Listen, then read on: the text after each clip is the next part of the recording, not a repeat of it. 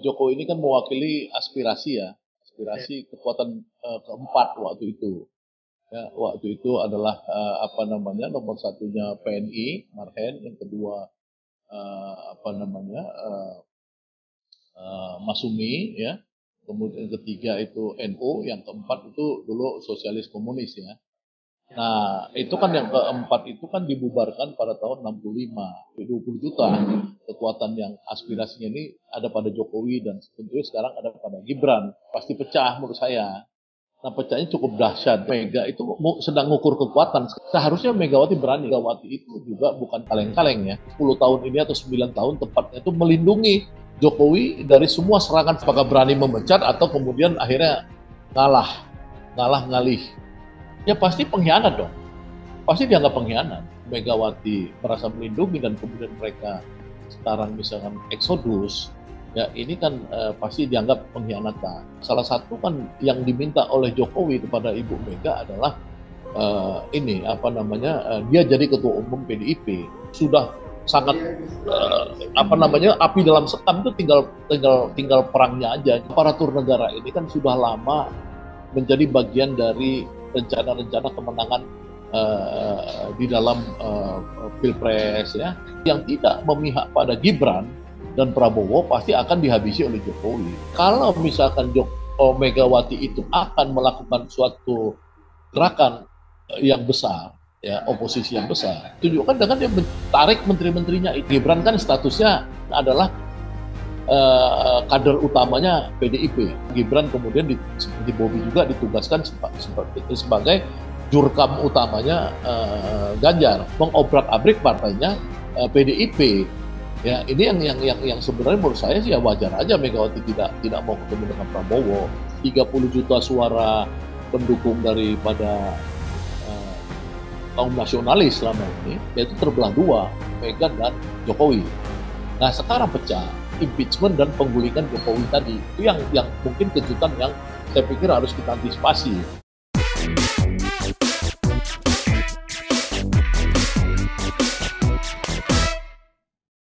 Ya, ketemu lagi di Newsmaker, obrolan hangat one on one bersama saya Alfa Mandalika. Munculnya nama Gibran Rakabuming Raka sebagai cawapres membuat publik langsung menyorot dua nama, yaitu Ketua Umum PDI Perjuangan Megawati Soekarno Putri dan kader PDIP yang sekarang menjadi Presiden, Joko Widodo. Dengan gamblang publik melihat PDIP tidak langsung menindak kadernya, meski keluar dari garis partai, menjadi cawapres di luar PDI Perjuangan. Sebaliknya, publik juga bertanya-tanya nih, mengapa Joko Widodo sebagai kader PDIP berani memberi izin anaknya menjadi cawapres lawan politik PDI Perjuangan? Siapa yang akan tergulung dalam tsunami politik akibat gempa politik pencawapresan Gibran? Apa dampak baratayuda politik ini bagi peta politik Pilpres 2024? Jawaban-jawaban lugas atas pertanyaan ini akan kita dapatkan dari narasumber yang telah bergabung melalui Zoom, yakni Bapak Syaganda Nainggolan selaku Direktur Eksekutif Sabang Merauke Circle. Selamat sore Pak Syaganda. Oke, terima kasih Pak Syaganda atas waktunya. Suara saya terdengar ya Pak ya? Ya terdengar Mas Alfa. Terima kasih Pak atas waktunya untuk berdiskusi di Newsmaker kali ini. Pak, kita mulai dari pengantar obrolan ini bahwa publik melihat dengan gamblang PDIP tidak langsung memecat Gibran Rakabuming Raka meski sudah menjadi cawapres dari Prabowo Subianto, lawan politik PDIP. Padahal Ketua Umum PDIP Megawati sering menegaskan bahwa siapapun kader PDIP yang tidak tegak lurus pasti dipecat. Nah, seperti apa nih analisis Anda? Mungkinkah PDIP tidak akan pernah memecat Gibran, melainkan keanggotaan otomatis gugur jika tidak tegak lurus? Saya pikir ini kan Jokowi kan sebenarnya seperti yang saya sering sebut dalam peta sosiologis Ya. bangsa Indonesia ini kan kalau dirujuk pada tahun 1955, Jokowi ini kan mewakili aspirasi ya, Ya. aspirasi kekuatan keempat waktu itu. Ya, waktu itu adalah apa namanya nomor satunya PNI, Marhen, yang kedua apa namanya Masumi, ya. Kemudian yang ketiga itu NU, yang keempat itu dulu sosialis komunis ya. Ya. Nah, itu kan yang keempat itu kan dibubarkan pada tahun 65. Kemudian Jokowi kemarin memainkan satu peranan ketika dia membuat Kepres 17 tahun 2022 itu apa namanya teman-teman dari anak-anak ex PKI dulu ya itu kan bahagia tentunya karena apa? Karena ada pengakuan kembali ini kan mereka sebagai masyarakat yang civilized lah yang dihormati di Republik Indonesia ini. Nah, kekuatan itu cukup besar menurut analisa saya itu tahun 2004 aja ketika mereka dukung SBY itu menang. Ya, nah ini juga sekitar 10 sampai 15 juta bahkan ada yang menaksir sampai 20 juta kekuatan yang aspirasinya ini ada pada Jokowi dan tentunya sekarang ada pada Gibran ketika hari ini Gibran menjadi cawapresnya Prabowo.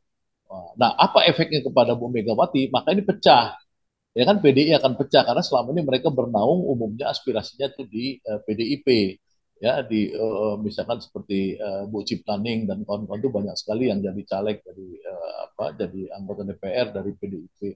Nah maka ini PDIP pasti pecah menurut saya. Nah pecahnya cukup dahsyat. Jadi saya belum mengerti Ibu Mega ini ya kalau dia cuma model Budiman Sujatmiko yang tidak jelas apa namanya kekuatan realnya itu dia bisa pecah. Tapi kalau Jokowi kan dia berat tentunya karena Jokowi yang jadi simbol dari kelompok ini. Itu Alfa. Ya, kalau Gibran tidak mengundurkan diri, kira-kira apa nih yang akan dilakukan oleh Ketua Umum PDI Perjuangan Megawati Soekarno Putri? Langkah politik apa yang akan diambil oleh Mega? Ya kalau saya sih berpikir bahwa Mega itu sedang mengukur kekuatan sekarang. Ini kan catur politiknya kan Oke. orang lihat lebih kuat Jokowi atau lebih kuat Mega kan. Artinya polarisasi politik di dalam kekuatan itu misalkan sekarang kelompok-kelompok yang digalang oleh Prabowo ya antara lain Golkar kemudian PAN kemudian apa namanya partai-partai lain yang progresif tuh Gelora kemudian partai Agus Jabo itu Prima dan lain-lain apakah itu kalau Mega misalkan melangkah untuk memainkan isu impeachment ya atau cabut mandat terhadap Jokowi atau memecat dia itu dia akan backfire nggak? Justru dia akan dihabisi oleh kekuatan ini gitu loh. Nah ini yang menurut saya Megawati dalam beberapa waktu ini ya seminggu ini mungkin ya. Tapi kan kita melihat bahwa anasir-anasir yang digerakkan atau bergerak karena aspirasinya PDIP seperti yang dilakukan mereka pada Maklumat Juanda ya pada saat bersamaan 16 Oktober kemarin Mahkamah Konstitusi melakukan sidang tentang usia yang bisa cawapres ya memihak Gibran itu mereka itu kan mayoritas penantangannya itu kan yang aspirasinya PDI dan tokoh-tokoh seperti Pandana Baban si apa namanya Helmi Fauzi kemudian lain-lain lah saya lihat namanya itu. Nah itu kita lihat aja apakah dari Anasir itu kemudian induknya, inangnya ini Ibu Megawati itu berani atau nggak berani. Seharusnya Megawati berani karena Megawati itu juga bukan kaleng-kaleng ya. Karena Megawati ini kan dia sudah teruji puluhan tahun juga melawan rejim Orde Baru ya. Artinya itu mungkin dia berani juga gitu. Namun dia selama ini merasa melindungi Jokowi 10 tahun seperti sekarang kan beberapa pernyataan dari petinggi-petinggi PDIP mengatakan bahwa mereka telah 10 tahun ini atau 9 tahun tepatnya itu melindungi Jokowi dari semua serangan-serangan yang ada, artinya partainya Jokowi itu. Jadi kita tunggu mungkin seminggu ini kali ya. Oke, berarti masih menunggu lah Ibu Mega ya dalam. Kita Ya, akan coba nunggu lihat. Bu Mega. Apakah berani memecat atau kemudian akhirnya ngalah, ngalah ngalih. Pasca Ganda, Gibran saja tidak langsung diberhentikan meski sudah menjadi lawan politik, apalagi Jokowi. Meski Jokowi mendukung anaknya, Gibran sebagai cawapres Prabowo belum melihat sikap resmi dari PDI Perjuangan. Sejauh analisis Anda seperti apa sebenarnya posisi Jokowi di mata Megawati saat ini? Ya pasti pengkhianat dong. Pasti dianggap pengkhianat. Nggak mungkin Oke. enggak. Karena apa? Karena selama 32 tahun Orde Baru, ya, itu kan aspirasi ya, aspirasi. Jadi bukan sosok Jokowi, aspirasi yang di apa ditampung oleh komunitasnya Jokowi ini kan aspirasi yang hanya bisa dilindungi oleh Megawati kan, oleh apa namanya, oleh partai PDI yang kemudian menjadi PDI Perjuangan. Ya, hak-hak politiknya, bagaimana supaya mereka diurus ketika mereka jadi korban Orde Baru dan lain-lain. Nah, kalau misalkan itu Megawati merasa melindungi dan kemudian mereka sekarang misalkan eksodus, ya ini kan pasti dianggap pengkhianatan. Tapi kita lihat aja ya, apakah itu akan apa namanya, masih gini. Karena kalau misalkan kayak di Solo Raya ya, atau di Jawa Tengah, atau di sampai ke Madiun ya, di Mataraman, kemudian misalkan di daerah-daerah pantai selatan yang banyak basis-basis dulu ex PKI misalkan, itu kan kalau misalkan selama ini menguntungkan buat PDIP sehingga PDIP bisa juara terus sampai 20% karena mereka di dalam. Dan kalau PDI misalkan melakukan satu apa namanya, satu langkah frontal, bisa jadi itu mereka semua akan keluar gitu loh. Keluar eksodus ya, pindah ke Kaisang dan Gibran ini gitu loh. Pak Syaganda, saat ini Megawati masih diam dan Jokowi selalu mengatakan hubungannya dengan Megawati baik-baik saja. Tapi publik langsung bisa merasakan kegentingan politik saat ini. Mungkin seperti pertanyaan duluan telur atau ayam. Siapa yang lebih dulu memulai gesekan politik antara Megawati dan Jokowi ini? Saya pikir politik selalu begini ya. Jadi memang Megawati tidak boleh dia berharap bahwa Jokowi dan kekuatan yang aspirasinya di bawah Jokowi itu selalu harus di bawah PDIP. Apalagi si Megawati kan akan berakhir. Ya, maksudnya dari segi usia juga politiknya kan politik terakhir. Kalau misalkan Jokowi menyerahkan, kalau misalkan Megawati menyerahkan PDIP kepada Jokowi, ya, sebagaimana kita merujuk pada uh, apa sebuah podcast di mana mantan anggota DPR PDIP Vitor Suryadi mengatakan salah satu kan yang diminta oleh Jokowi kepada Ibu Mega adalah ini apa namanya, dia jadi ketua umum PDIP, Oh ya, gitu. tapi kan Megawati nggak mau, itu salah satu ya kan. Nah yang kedua kan Jokowi minta dia yang kingmaker bukan Megawati, tapi Megawati nggak mau dalam urusan pencalonan Ganjar misalnya seperti itu. Jadi memang mereka sudah apa namanya, sudah secara faktual, jadi bukan bahasa-bahasa mulut, bahasa-bahasa manis lipstick, kita dekat atau nggak dekat, tapi pada bahasa faktualnya itu sudah sangat apa namanya, api dalam sekam, itu tinggal tinggal tinggal perangnya aja gitu. Berani atau nggak berani ya itu bagaimana Megawati merespon. Nah kalau harapan rakyat sebenarnya kaum oposisi, Megawati itu berani ya, berani seperti selama ini dia berani ya, dia menggalang kekuatan untuk mencabut mandat terhadap Jokowi. Pak Syaganda, kita bergeser ke gelombang pergantian pejabat strategis yang diduga dampak dari pertarungan politik Jokowi dengan Megawati. Nah, seperti apa nih? Apakah Anda meyakini pandangan publik seperti ini atau ini hanya sebatas rumor saja, Pak? Ya bukan bukan bukan rumor sih ya, karena kan media-media mainstream kan memberitakan itu. Beda kalau misalkan yang beritakan tuh media asal-asalan. Ya kita baca media-media mainstream, media utama itu memberitakan reshuffle secara total. Yang kedua, kita tahu bahwa ya eh, apa namanya, aparatur-aparatur negara ini kan sudah lama menjadi bagian dari rencana-rencana kemenangan di dalam pilpres ya, pilkada dan lain-lain. Ya. Misalkan kita lihat banyak sekarang spanduk-spanduk dari kontestan-kontestan ya, itu kan nggak tahu siapa yang masang, tiba-tiba udah pada terpasang. Ya, kontestan mana silahkan, tapi siapa yang masang? Ya, misalkan di depan rumah saya baru pulang kemarin ke Medan, di depan rumah saya itu ada kok itu capres cawapres di situ. Ya kan saya tanya orang rumah saya di apa saudara saya di Medan yang pasang siapa, orang sini nggak tahu siapa. Ya kan, jadi artinya bisa jadi Jokowi sudah melihat bahwa nanti BIN ini akan menjadi bagian dari tim suksesnya Ganjar dan PDIP. Ya, wajar saja kemudian Jokowi yang sudah memblok pada Prabowo akan membersihkan. Dan saya pikir bukan hanya BIN, ya semua kekuasaan-kekuasaan yang menyangkut pada partai yang tidak memihak pada Gibran dan Prabowo pasti akan dihabisi oleh Jokowi cepat atau lambat. Karena apa? Karena itu pasti penting buat Jokowi dalam sukses dia. Sukses Jokowi ini adalah sukses membuat anaknya itu masuk menjadi wakil presiden, ya kan? Yang kedua adalah sukses untuk mengelola lagi pilkada-pilkada karena dia ingin mempercepat pilkada-pilkada sebelum dia berakhir jadi presiden.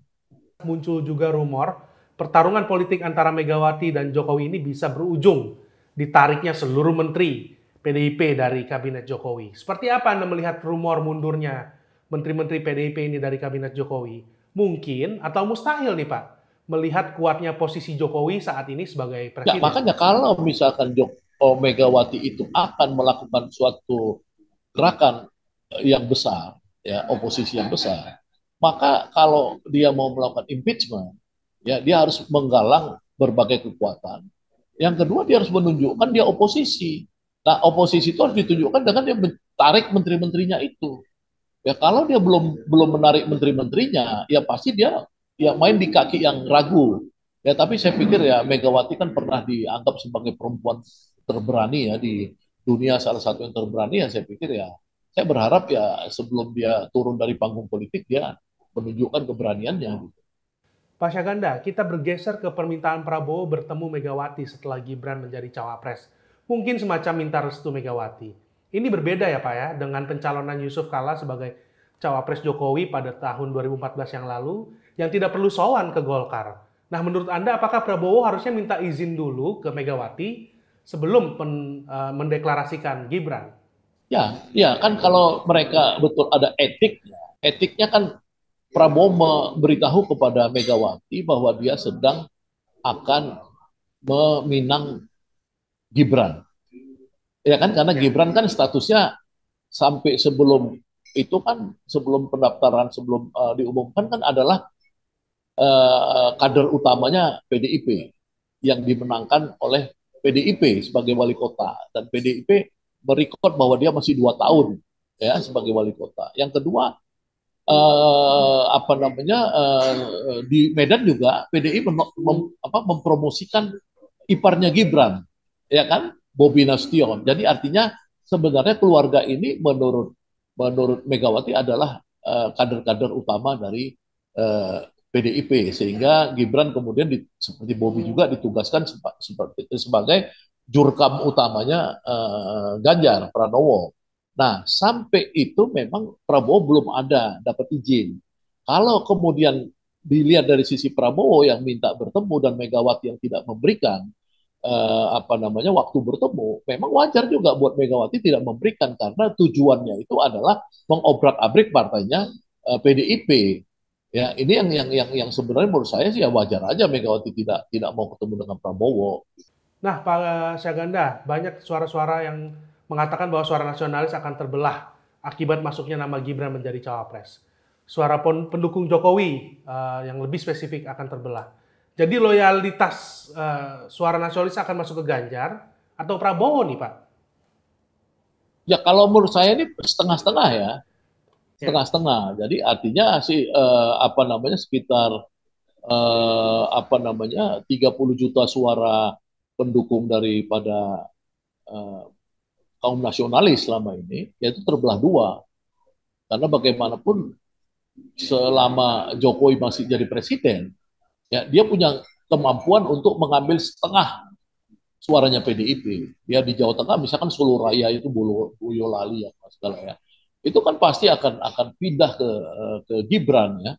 Dan apakah itu Gibran nanti ke partainya Kaisang atau apa saya belum tahu. Tapi Jokowi pasti bisa karena kan menurut survei-survei yang diakuin oleh PDIP dan kader-kader PDIP selama ini 80% rakyat itu senang dengan Jokowi ya kan jadi wajar aja kalau kemudian nanti pindah ke apa ke partai yang terafiliasi dengan Jokowi gitu loh.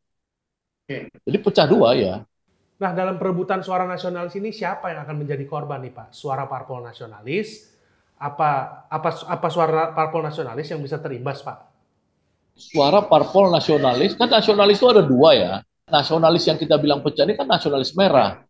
Ya kan satu merahnya Banteng ya kan. Satu merahnya bunga mawar itu ya. Kalau kamu lihat simbolnya Kaisang di mana-mana kan bunga mawar merah. Ya, merahnya bunga mawar itu kan lebih merah daripada merahnya banteng. Ya kan? Nah, itu pasti menurut saya itu larinya ke antara itu. Bukan lari ke Golkar, bukan lari ke Gerindra, enggak. Gerindra itu sebenarnya diuntungkan ketika kotel efeknya Prabowo itu masuk ke Gerindra. Mungkin dia akan bertahan di 17% ya Gerindra itu. Tapi dia tidak dapat limpahan suara dari merahnya ini karena itu kan mereka secara non urusan presiden, urusan partai, mereka kan tidak terafiliasi dengan partainya ini, partainya Prabowo, beda lagi. Begitu Alfa menurut saya. Jadi sekali lagi Ya Pak, sebagai closing, 4 bulan menuju Pilpres 14 Februari, kejutan-kejutan apa nih yang bisa terjadi, terutama terkait pertarungan politik Jokowi dan Megawati? Apakah akan terjadi dinamika politik biasa saja, atau bisa terjadi kejutan politik yang besar? Ya kalau kejutan politik yang besar ini kan kita lihat dari faktor eksternal ya. Kalau internalnya kan kita udah lihat ada celah, rift, ada pecah antara kekuatan yang berkuasa sekarang. Yang berkuasa selama ini kan dominannya adalah Megawati dan Jokowi. Selama ini kan orang tahu bahwa Mega dan Jokowi. Nah sekarang pecah, udah terjadi. Nah bagaimana faktor eksternal yang saya maksud adalah ketika ekonomi ini memburuk. Ya seperti dolar sekarang kan udah hampir 16.000 di pasar, kemarin 16.000. Ya harga-harga udah nggak terkendali. Kalau bareng itu terjadi, ya pada pemilu ini bisa aja kecemasan massa ini ya bisa bertemu dengan perpecahan tadi. Artinya apa? Artinya Megawati ini bisa mengarahkan rakyat ya untuk tidak lagi main dalam isu elektoral, tapi bisa masuk dalam isu-isu non elektoral. Isu non elektoral itu apa? Artinya impeachment dan penggulingan Jokowi tadi. Itu yang mungkin kejutan yang saya pikir harus kita antisipasi. Ya kalau saya sebagai pendukung Anies Baswedan, saya maunya adalah elektoral aja ya supaya kita ini damai, tentram gitu. Itu Alfa. Ya, sampai di sini Newsmaker pekan ini. Kita akan berjumpa lagi pekan depan dengan topik dan narasumber menarik lainnya. Saya Alfa Mandalika pamit, sampai jumpa.